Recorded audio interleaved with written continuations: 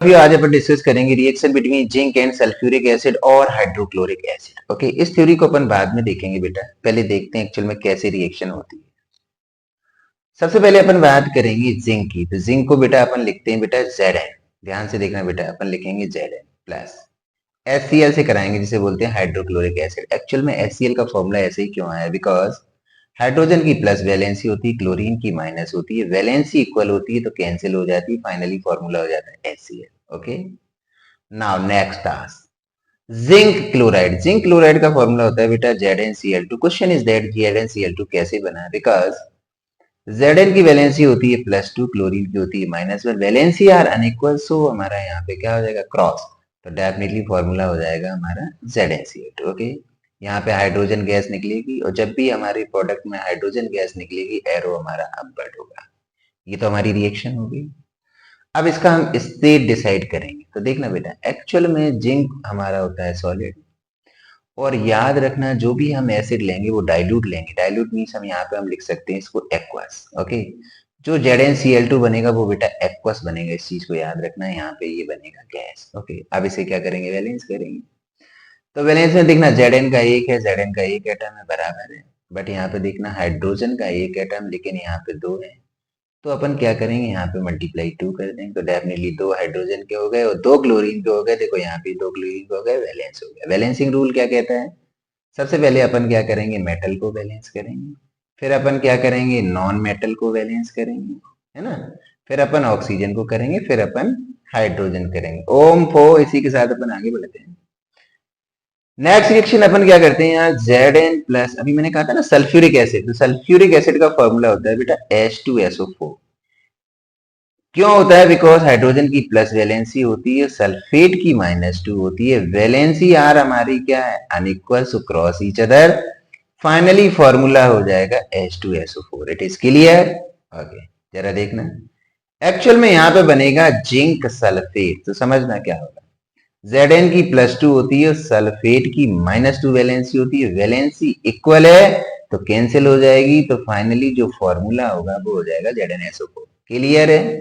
Hydrogen gas यहाँ भी निकलेगी, मतलब प्रोसीजर हमारा दोनों में क्या है, सेम है, कि जो फाइनली होगा वो हाइड्रोजन गैस ही निकलेगी। बैलेंस करते हैं, Zn का एक एटम, Zn का एक एटम बराबर है, SO4 के देखना दो एटम, यहाँ पे भी SO4 के, वो सॉरी SO4 का एक एक पूरा मॉलिक्यूल, मतलब SO4 पूरा एक है, SO4 भी यहाँ पे क्या है, एक है। हाइड्रोजन के देखना दो एटम है और हाइड्रोजन के यहाँ पे दो एटम है, प्रॉपर ये बैलेंस हो गई। यहाँ पे भी सेम है, स्टेट डिसाइड करेंगे। ये सॉलिड है, ये हमारा एक्वस है, याद रखना डाइल्यूट फॉर्म में रहता है, ये भी हमारा क्या बनेगा, एक्वस बनेगा, और ये हाइड्रोजन हमारी क्या है, गैस है। ये जो दो रिएक्शन है बहुत ही इंपॉर्टेंट रिएक्शन, इसका रीजन बताता हूँ, क्योंकि इसका अगर तुम्हें प्रोसीजर पता होगा तो ये बहुत सारे एग्जाम्पल में आएगी। सबसे पहले इसकी थ्योरी देखते हैं। एक्चुअल में क्या हुआ है, टेक, इसका प्रोसीजर देखते हैं। Take a few zinc granule in a conical flask और a test tube. Okay, add dilute, भाई साहब बस यहीं पे फोकस कर लेना।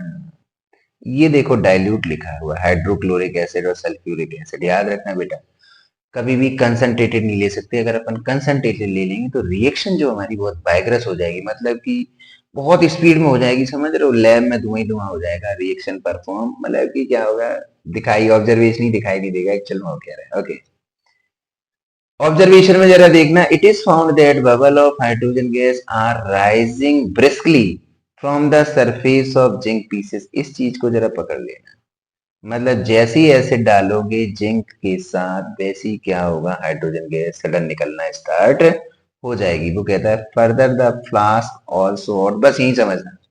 इसका मतलब ये जो रिएक्शन है वो ये है एक्सोथर्मिक रिएक्शन, हीट निकल रही है, एक्सोथर्मिक होगी। कंक्लूजन समझना, zinc granules react with dilute sulfuric acid, hydrochloric acid to evolve hydrogen gas and heat is a chemical reaction। अब यहाँ पे थोड़ा सा रुक जाओ, समझना, यहाँ गैस भी निकल रही है, यहाँ हीट भी निकल रही है और यहाँ कुछ डिस्प्लेस भी हो रहा है। जरा ध्यान देखो बेटा, ये जो हाइड्रोजन है वो क्या हो रहा है, डिस्प्लेस हो रहा है। इसका मतलब ये एक्सोथर्मिक रिएक्शन भी होगी। ओके, ये इवॉल्व गैस का भी एग्जांपल होगा और ये डिस्प्लेसमेंट रिएक्शन का भी एग्जांपल होगा। ओके सर, प्रैक्टिकली दिखाओ, देखो प्रैक्टिकली अपन देखते हैं एक्चुअल में क्या किया मैंने। यहाँ पे क्या लिया हुआ है, एक सेटअप बनाया है जिसमें मैंने क्या करा, जिंक ग्रेन्यूल्स डाले, डाइल्यूट सल्फ्यूरिक एसिड डाला, बिल्कुल डाला।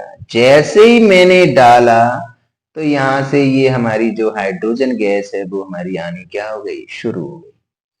अब इस हाइड्रोजन गैस को मुझे कैप्चर करना था तो मैंने सोप सॉल्यूशन ले लिया, क्योंकि तुम देखते हो ना जैसे सोप सॉल्यूशन होता है उसमें जैसे अपन गैस मिलाते हैं तो वो बबल टाइप का बन जाता है। देखो ये लिखा हुआ है soap bubble filled with hydrogen, मतलब इस बबल्स में हाइड्रोजन गैस फिल हो जाएगी। अब मुझे इसको टेस्ट करना है तो मैं एक कैंडल लेके आऊंगा जलती हुई। जैसे ही मैं इसके पास कैंडल लेके आऊंगा तो यहाँ पे पॉप साउंड आना क्या हो जाएगा, स्टार्ट हो जाएगा। इसका मतलब मुझे कंफर्म हो जाएगा कि यार यहाँ पे हाइड्रोजन गैस निकल रही है। ओके, क्वेश्चन है सर हाइड्रोजन डिस्प्लेस कैसे हुआ, इस चीज का आंसर दो। तो आते हैं नेक्स्ट स्लाइड में। ओके, नेक्स्ट स्लाइड में देखते हैं भैया यहाँ पे भी होगा ओम फो, जरा ध्यान देना यार। यहाँ पे कुछ मेटल हमारे मतलब कुछ एलिमेंट मोस्ट रिएक्टिव हैं, कुछ हमारे क्या है लीस्ट रिएक्टिव। इसमें एलिमेंट में देखा जाए यहाँ जनरली हमारे क्या होते हैं, मेटल ही होते हैं। तो जरा ध्यान देना यार, जो जिंक है वो ऊपर है और हाइड्रोजन भाई साहब क्या है, नीचे है। डेफिनेटली जिंक हाइड्रोजन को डिस्प्लेस कर सकता है, इसी वजह से क्या किया है, जिंक ने हाइड्रोजन को डिस्प्लेस कर दिया है। इस अगर रिएक्टिविटी सीरीज को तुम्हें याद करना हो, बहुत ही सिंपल है। केदारनाथ का माली आलू जीरा फीका पकाता है। ओके, लास्ट में कुछ भी अपन कह सकते हैं, कॉपर HGAGAU। अगर देसी धमाका लगाने चाहो तो लगा सकते हो, कुत्ता हग आया और पिट गया। समझ रहे हो बात, कुछ भी लगा सकते हो, ऐसा कोई प्रोसीजर नहीं है। जो तुम चाहो वो स्टैंडर्ड में इसको चेंज कर सकते हो। ओके, बात को समझना। अभी मैं जो ये रिएक्शन है आपको इसलिए करा रहा हूँ, इसकी नॉलेज हो जाए।